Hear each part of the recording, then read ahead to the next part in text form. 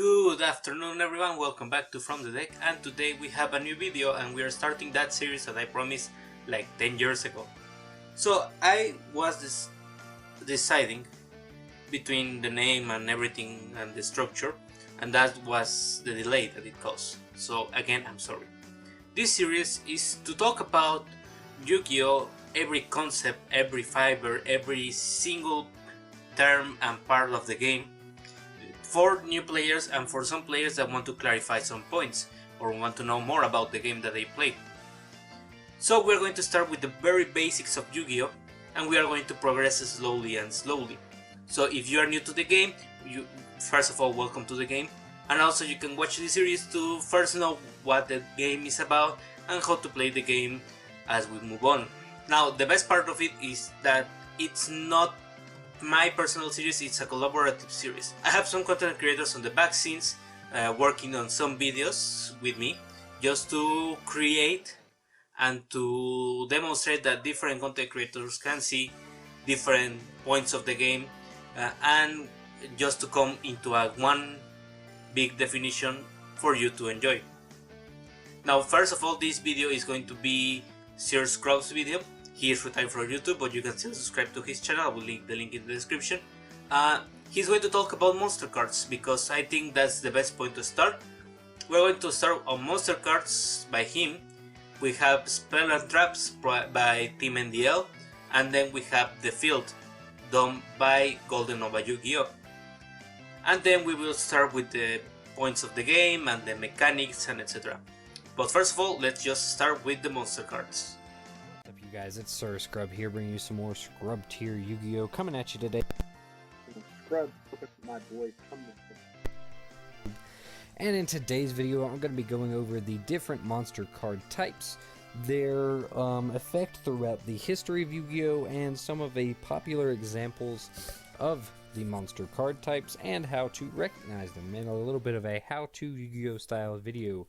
But before we get into that, please be sure to leave a like and subscribe and all that good jazz, blah blah blah blah blah. Let's go ahead and jump both feet into today's video. So starting off here, we are looking at Summon Skull. Now this is an example of a vanilla or a non-effect monster, or also referred to as a normal monster. This is a monster that most often has to be normal summoned from your hand to the field and has no effect. I'm going to enlarge it a little bit here so it'll be easier for you to see. Give me just a moment. A little on the fly editing here. So as we can see here, it has a tan border, tan card design, no effects, some vanilla text. As you can see, the attack and defense points and all that good jazz. And then you have the monster's level. If a monster is a level 5 or 6 monster, they require 1 tribute to normal summon. If they are level 7 or higher, they require 2, or if they are 4 or lower, they require none. So Summon Skull, being a level 6 monster, requires 1 tribute. And in the history of Yu-Gi-Oh! It is one of the original boss monsters of the game.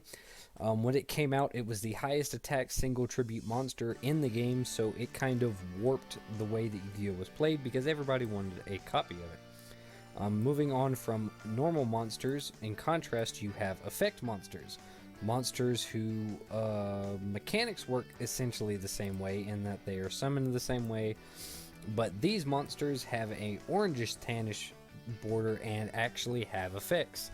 The most prime example of which is probably Jinzo, which is the boss monster that came immediately following Summon Skull, because it has the effect to negate the effects of trap cards, making it inherently more powerful. Even though it has 100 less attack points and costs the same tributes, the fact that it can disable some of your opponent's resources makes it immediately more useful than a vanilla monster, which just kind of sits on the field and does nothing. And effect monsters are the primary group of monsters which make up the modern Yu-Gi-Oh! Card game. You see very few vanilla or normal monsters, and most monsters that make up of your modern deck are going to be effect monsters, simply because it's 2021. We don't really have room for cards that don't do anything. So yeah. Effect monsters, they're real simple. They do things. You just kind of read their effects and interpret them. In contrast to effect monsters, we now get into our first alternate summoning mechanic, ritual monsters. So In comparison to your regular monsters that have to be normal summoned out of your hand, ritual monsters have to be summoned using a particular spell card, and you must tribute monsters whose level is equal to the level of the ritual monster you're trying to summon. In the early games of Yu-Gi-Oh! Ritual monsters were not super prevalent in that they were very inconsistent, and so they were hard to justify running in a competitive sense. And so I think Necroz was probably the first major ritual archetype that made a huge splash on the game. And so we have Necroz of Unicorn kind of standing in for the entire mechanic here. Ritual monsters are interesting in that they are inherently minuses in terms of card advantage. You're not only losing the monster that you're tributing for the summon if you're only able to use one, but you're also losing the card in the spell card. So they're inherently bad in terms of economics wise, so some of their support tends to be a little bit stronger than most of the other mechanics, simply because they reduce your overall card economy so rapidly in being inherent ritual summons. So then after that, in terms of alternate mechanics, the next major alternate mechanic we have are fusion monsters. Fusion monsters are a combination of one monster and another monster. They are typically used with some sort of fusion spell. In the modern era, most of your archetypes are going to have their own fusion spells, which have their own effects. But worse comes to worse, you always have good old polymerization. Fusion monsters can be a little bit of a minus in terms of card economy too, because you are using at least 3 cards to bring out 1 card, so you're inherently going -2. So fusion monsters in the modern era tend to have pretty powerful effects. The earliest example of a powerful and meta-relevant fusion monster is the Thousand Eyes Restrict, which we have standing in here. This is probably one of the single most powerful fusion monsters ever made. Back in the early games of Yu-Gi-Oh! It was the centerpiece of the very popular Goat Control deck, which sought to use Metamorphosis and Scapegoat tokens to get this thing out on the field and use it to control the board. In the more modern era, it's been seen along cards like Instant Fusion, because Instant Fusion can kind of cheat it out of the extra deck for the cost of 1,000 life points, and you can use its ability to suck up a monster as a great piece of removal. Instant Fusion is now limited in the modern era, so it's not quite as impactful, but the legacy of Thousand Eyes Restrict cannot be understated. But as long as you're aware that the purple monsters have to use the fusion spells to summon them, and they are made up of typically specific monsters or whatever material is listed on the card itself, the materials for which will be listed at the top of the effect text. So be aware of that. Moving on from fusion monsters, the first alternate mechanic that was introduced into the game outside of like the original generation of Yu-Gi-Oh! That we all know and love were synchro monsters. Synchro monsters changed the game in that they did not require any form of spell card to be summoned. Instead, they used the brand new tuner monster type, which is a subtype applied to effect monsters to be able to summon them. And the way that you summon synchro monsters is you have to have a tuner monster plus typically at least one or more non-tuner monsters, and their levels, the tuner and the non-tuner's levels, has to exactly equal the level of the tuner monster or the synchro monster you want to summon, So, Stardust Dragon, being the flagship synchro monster, is a generic level 8 synchro monster requiring one tuner and one or more non-tuner monsters. So, any way you can get a tuner and a non-tuner whose levels equal 8, you can summon Stardust Dragon. Whether that be a level 4 tuner and a level 4 non-tuner, a level 2 tuner and a level 6 non-tuner, a level 2 tuner, a level 2 non-tuner, and a level 4 non-tuner. Just any way that you can add your levels up to equal the level of the synchro monster you want to summon. And obviously their white border helps them stand out. Also, I forgot to mention earlier that the alternate mechanics aside from Ritual, all of them will exist within the extra deck, whereas Ritual, Effect, and normal monsters will all exist within the main deck. So that's something else to keep in mind. You don't draw into synchro monsters. They are constantly available to you in your extra deck. Synchro monsters changed the game in the fact that they made extra deck monsters more generic, and this is a pattern that we will see throughout Yu-Gi-Oh's history. Originally, we started off our extra deck monsters. You had to have specifically polymerization and specifically the fusion materials to summon it. Otherwise, you could not summon those fusion monsters, so in a sense they're very restrictive in their ability to be summoned. Whereas synchro monsters change the game because they are not so restrictive in their summoning mechanics. As long as you have the tuner monsters and the non-tuner monsters that meet the requirements listed on the synchro monster, you will always be able to summon them with no other necessary setup. So in that way, synchro monsters vastly increased the speed of the game, giving us much more generic options to be able to summon much easier compared to previous mechanics. However, they were not nearly as generic as the next summoning type, XZ's monsters. So synchro monsters took a tuner and a non-tuner's levels and added them together. XZ's monsters require two monsters of the same level, and you will overlay them to summon the XZ's monsters on top. So basically you'll simply stack them on top of each other and then summon the XZ's monsters on top of that stack. And while underneath, those monsters are not treated as being on the field, they're treated as being materials underneath the XZ's monsters. And most XZ's monsters can detach materials to gain certain effects or another. Probably the most famous XZ's monster in terms of Yu-Gi-Oh's history has to undoubtedly be Gaga Cowboy. This monster was very powerful because it's a completely generic monster only requiring 2 level 4 monsters, so any 2 level 4 monsters in the game can summon this thing, and if you summon it in defense mode you can detach an XZ's material to burn your opponent for 800 damage.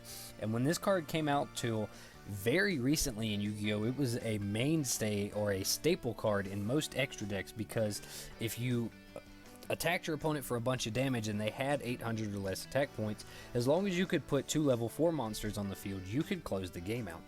So Gaga Cowboy is probably the single card that is the most responsible for ending the most amount of games in Yu-Gi-Oh history, simply because it was so generic, so easy to summon, and it just happened to have just the right amount of burn damage to be able to close out a lot of games in its history. So that's why I chose it to represent our XZ's monsters. So continuing on our trend from getting more and more generic, the next monster card type we have is pendulum monsters.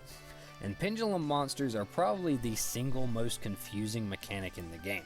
So as you can see, the pendulum monsters have 2 different effect texts. They have their normal monster effects, and then they have their pendulum monster effects. And as you can see from their borders, they don't function just as monsters.